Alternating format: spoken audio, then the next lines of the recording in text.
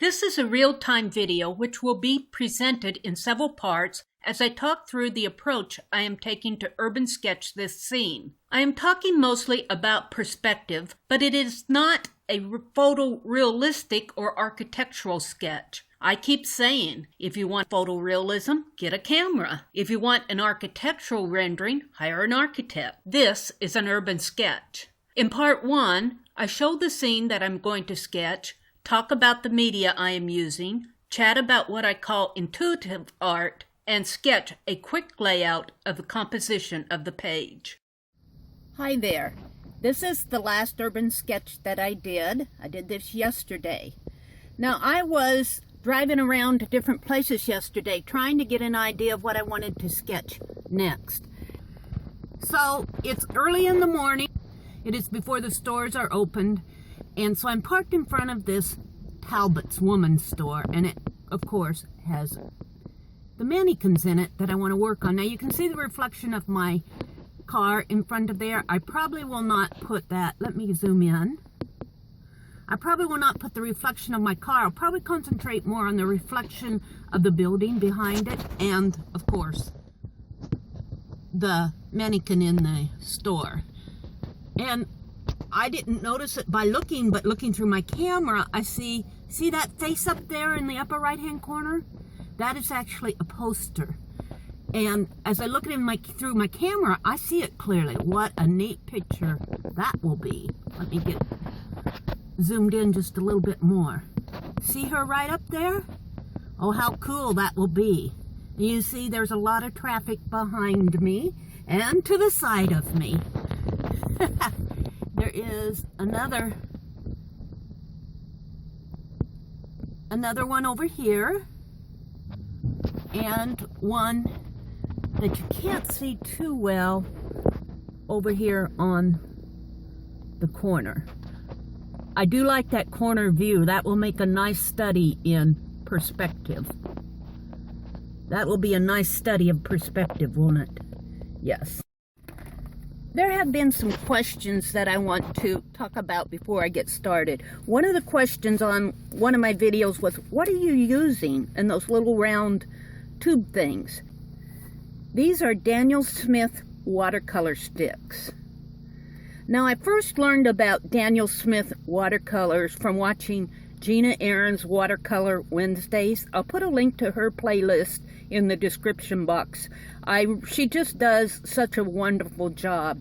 And if you want to really learn about watercolor techniques, I would suggest you go watch Gina Ahrens Watercolor Wednesdays videos. You'll learn a lot. My videos are really not teaching videos. My videos are more watch me urban sketch videos.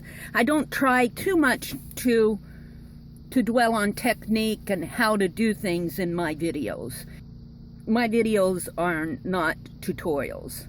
I like these two Ranger brushes, and these are the ones that I'm going to use today. I use a variety of water brushes, but these are the ones that I've been using lately, and you can tell these bristles are clean. It's just that they're stained with the phthalo green watercolor will really stain the bristles. I washed them out with soap and water yesterday. Because I like to use the Sharpie fine point, and I especially like using this Vision Elite pen. This is the black one. I bought a box of these at the office supply store simply because I like how they write on damp paper. They do an excellent job. I really do like these ink pens. I cannot say enough good about them. So I'm going to use my watercolor sticks. The book that I'm working in, the journal that I'm working in, is a Strathmore hardbound watercolor journal.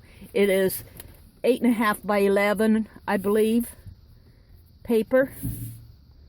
And I have about 5 pages left to fill, and that's why you're seeing me do a lot of urban sketching in my last few videos, is because I want to fill this book hopefully by the end of October.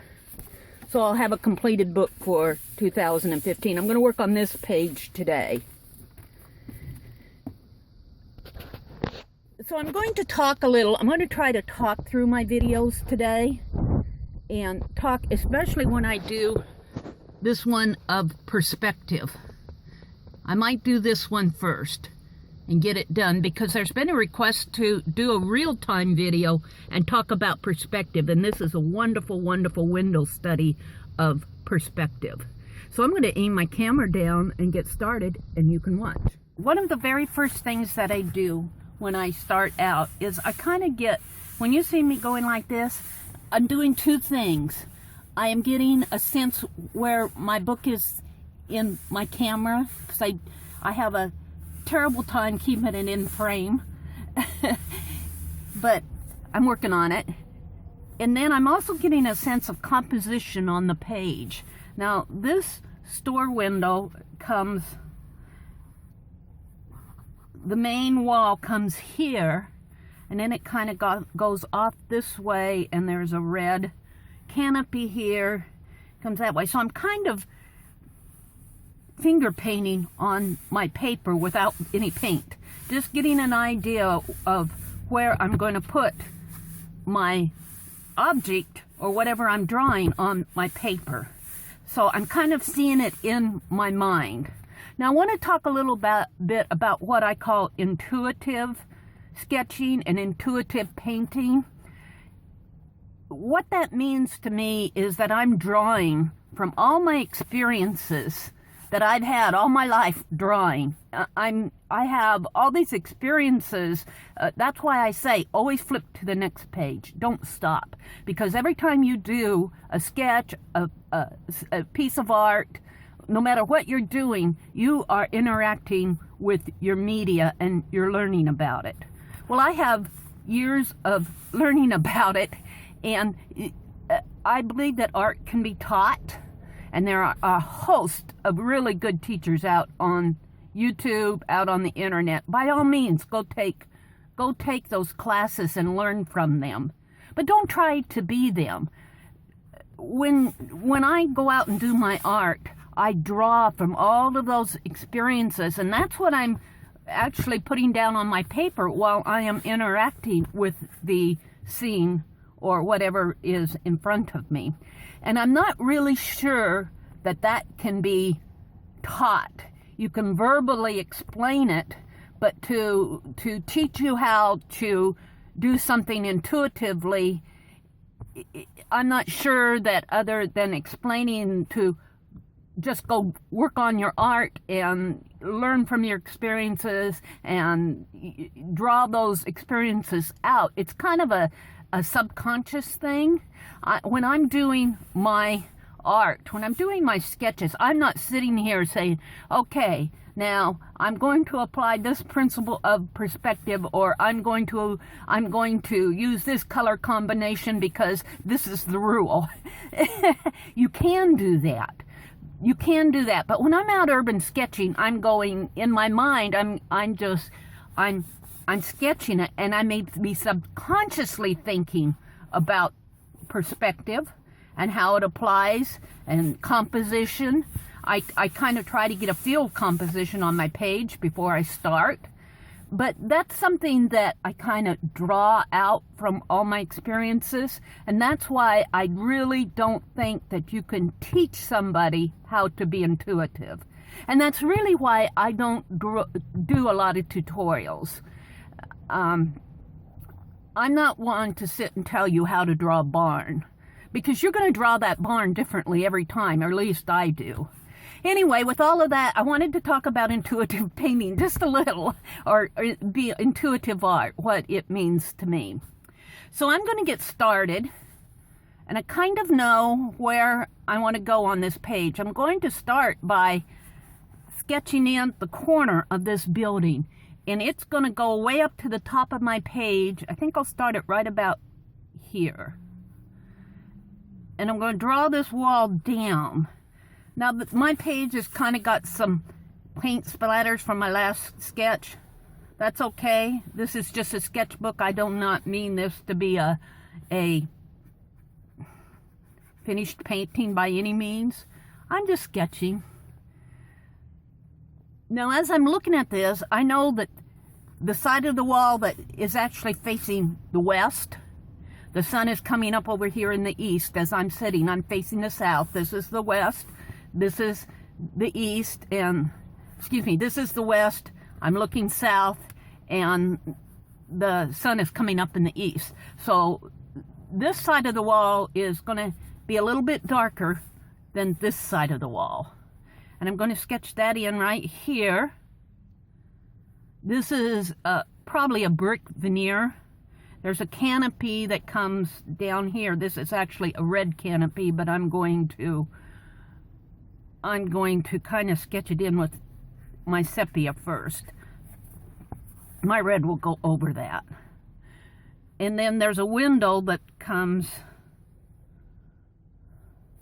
in here. And this window faces the north too, but the building, to show that perspective, kind of goes at an angle. And this is part of the canopy. And this is part of the canopy. And this is all brick wall in here. So what I'm doing is basically getting a sketch of my layout on my page. Now there's some white window sill, white borders around, white wood window frames in there. This wall continues to come down, and then there's a cement area, or this sort of falls down like this. The sidewalk curves down.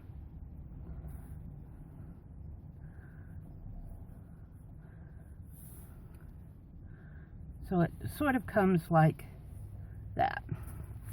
Now on this side of the building there is a drain pipe that comes down here, all the way down, and the building goes up, and then it kind of slants up again. The sidewalk just kind of has a slant up again here. And there's a drain pipe here. And this is kind of describing, I don't really do this as a rule of thumb. I might be doing it subconsciously, but I'm kind of telling you what I'm sketching, what I'm seeing as I'm sketching. There's a window that comes here, and that window, because it's just, the top of it is just a little bit higher than this window, because the top of this window falls beneath the canopy. And this window is sort of divided. Window falls down here like that, sort of. And it's got a white frame around it again. White frame sort of falls on the same level as this one. So we'll put some frame in, and the cement, of course, block sort of falls on the same level too, only it's straight.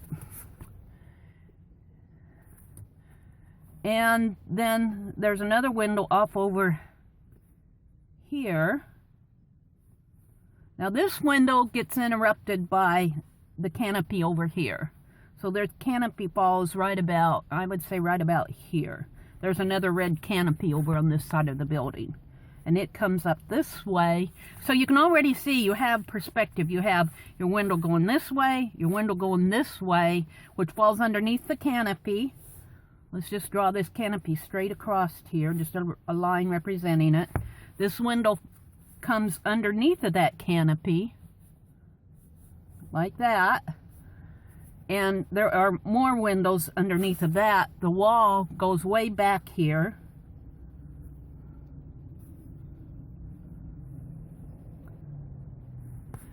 And then there's another brick wall veneer in here, and another window back over this way, and this part of the building faces toward me. I'm looking south, so this window is facing the north.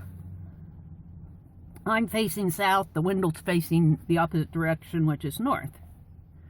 So I've kind of got my composition layout. Let's finish these windows here. And then there's another window that falls in here. As I'm talking to you, I've got the layout of my page. I have what I'm going to have as perspective on this page defined. Now I need to make sure that I define this as the corner of my building, and I might bring that side of the building up a little and get the sidewalk in there, because there'll be sidewalk all in here. So you can see I already have the composition of my page done.